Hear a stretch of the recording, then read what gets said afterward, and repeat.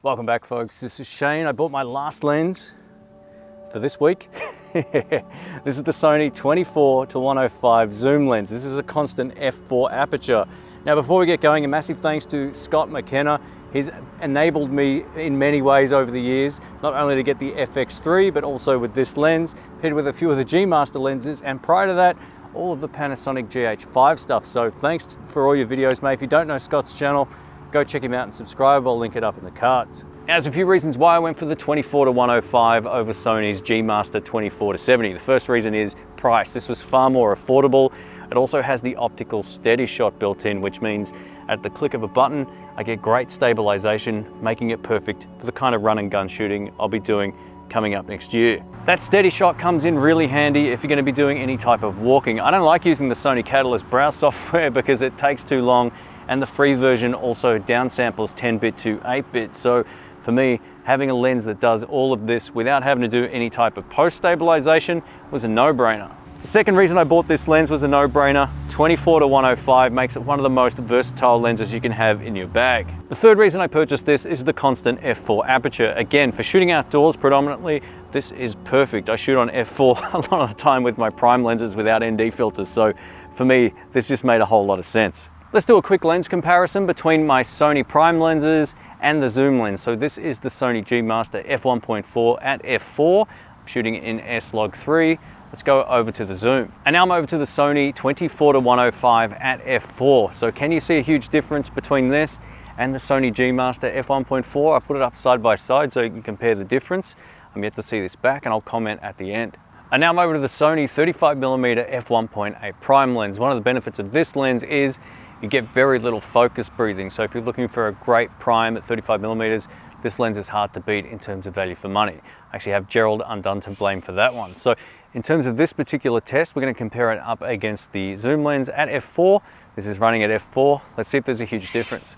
And now we're back to the Sony 24-105 at 35mm. So how does this compare in terms of colors, contrast, sharpness, all that kind of good stuff? I'll leave it up side by side so you can see the difference.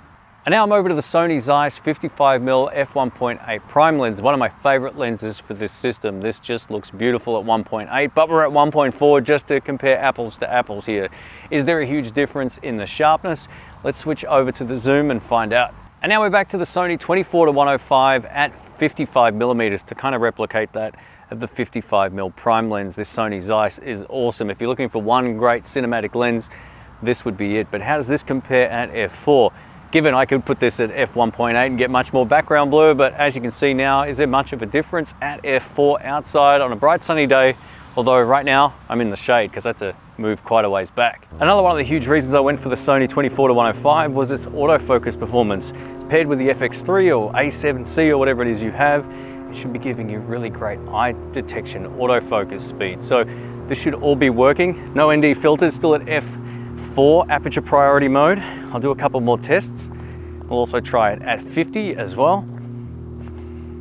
So this is still at 24mm.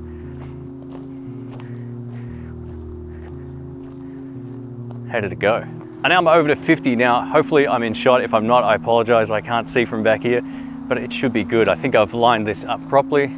This is 50. Ooh, looks like it's worked. Let's go back and stop. See if it does anything weird. Go forwards. I think we're in business. If there's any problems with this, I'll comment on it in just a moment, but at 50, it looks good. Let's go back to 24, do the same thing. Yeah, it looks like it's all working.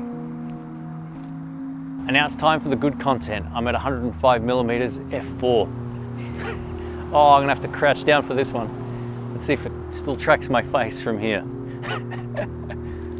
This is what you all came for the channel for, this sort of quality. Awesome. Up next, we're doing a quick vlogging test using the 24-105 at 24mm with active steady shot on, and we're gonna see whether or not the stabilization is good enough to use straight out of camera without having to use Catalyst browse. And if that's the case, this is my perfect solution. It will mean no more Catalyst browse and no more excessive rendering times, and doubling up your file sizes because you keep your originals and you output more files, and then your hard drive space fills up nice and quickly. So I don't want to pay membership fees for that. I'd rather just have something that works well enough straight out of camera. So hopefully this works. We're in some dynamic lighting conditions right now under the trees, out in the bright sunlight. Hopefully it held up nicely. Up next, we're doing a stabilization test, and this tree will be the model for this particular test. So I've got the Sony FX3 with the active steady shot on. I'm gonna walk around the tree and try to maintain some type of stability. Now, what I'm not going to do is to be too concerned with my feet. I'm just gonna do this kind of quickly, like I would if I was doing something sort of semi-fast here. And we can see just how well the stabilization works at 24mm. Again, the beauty of this is I can simply go into 50, and look at that, I didn't even have to move. I'm just going to go up and hold this shot here.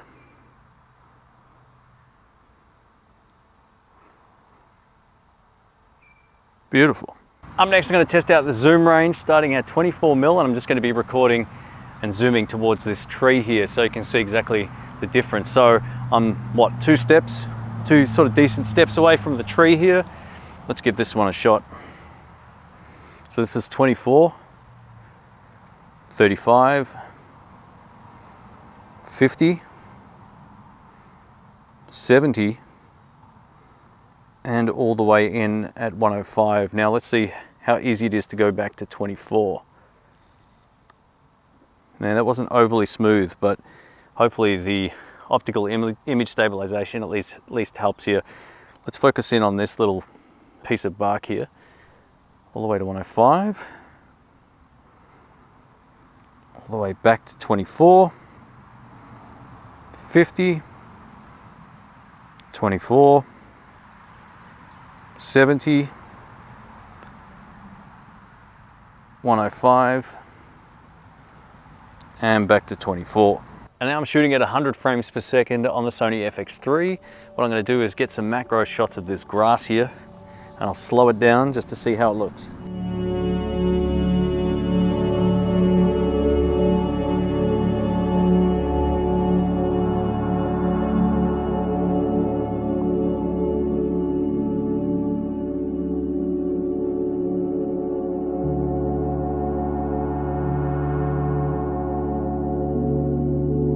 So let's talk a little bit about the results. So the first thing I noticed was the image quality out of this lens is beautiful. At its base f4, it looks just as good as the prime lenses at f4. Of course, you're not going to get the same sort of background separation with f4 when you compare it to something like a 1.4 or a 1.2, but it's plenty good for what I need it for. I'm going to be doing travel vlogs and so forth next year while I'm away, and I figured I'd get a one and done lens for the majority of that work.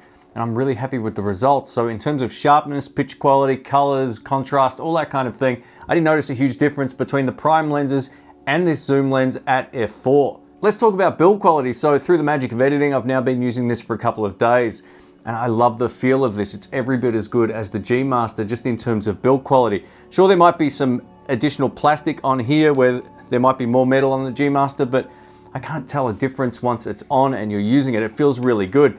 The only small critique I have is that the focus ring is super sensitive. So yeah, it may take a little bit of getting used to, where it feels a lot better on the G Master in that regard. It's just got a little bit more tension on the G Master. This one, the focus ring is a little bit more loose, but no big deal. Everything else feels good. The zoom ring feels good. All the buttons feel good, and that custom button works great as well. So I have no hesitations recommending this in terms of build quality. When it comes to autofocus performance, this lens is really solid. It did lose me once, which was when I compared it up against the Sony Zeiss 55mm f1.8 lens, which is strange because I've been using this a lot now, and that's the only time it's lost me. It even worked all the way zoomed in when I was right up against the lens and way in the distance and all that kind of stuff. So I'm not sure what happened there, but even when I was running towards the camera, it worked and captured my face without hesitation. So I would say this is a really solid lens. It's every bit as good as some of the other ones that I've got. This lens has a really great minimum focusing distance. It looked great when I was doing some close-ups of the grass and trees and so forth. Yet being able to go all the way into 105 is exactly what I was looking for. So this will be my primary outdoor lens because I don't really like using ND filters unless I really have to. I do have a few, but I'd rather just run it on aperture priority mode at f4 or f5.6 now with this and have a really versatile lens. So yeah, super cool. If you want to find out about this, links will be below. Catch you soon.